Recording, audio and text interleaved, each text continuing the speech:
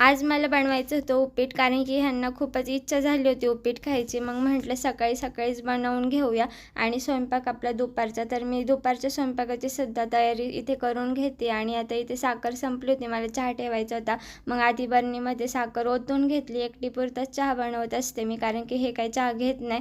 आणि इथे बघा आता मी कांदा वगैरे कटिंग करून घेतलं उपीटसाठी आणि सोबतच शेवभाजी बनवायची म्हणून त्याचंसुद्धा वाटण बनवून घेणार आहे. चहाला मस्तपैकी उकळी आली आहे, पण आता मी उपीट झाल्याशिवाय काही चहा घेणार नाही, कारण की सोबतच घेते मी.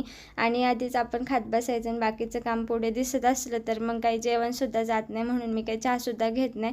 आता इथे बघा, आता आम्ही मस्तपैकी उपीट नाश्ता करणार आहे आणि स्वराजलासुद्धा तेच भरवणार आहे. आता तो खातो बऱ्यापैकी तिखट थोडंसं. आणि ही मोठी शेव असते, शेवच्या भाजीला खूपच भारी होते. आणि आता छानपैकी घरातले मसाले टाकून आणि ते वाटण टाकून तेल सुटेपर्यंत हा मसाला मी परतून घेणार आहे. तोपर्यंत स्वराज पण इथे आला आणि मला त्याने शेवटी कडेवरती घ्यायलाच लावलं. त्याला कडेवरती घेऊन मी थोडंसं जे काही स्वयंपाकाचं काम होतं ते उरकून घेतलं. आणि आता बघा इथे पाणी ओतून मी झाकण ठेवणार आहे. मस्तपैकी उकळी आल्यानंतर ना आपल्याला ती शेव टाकायची आहे.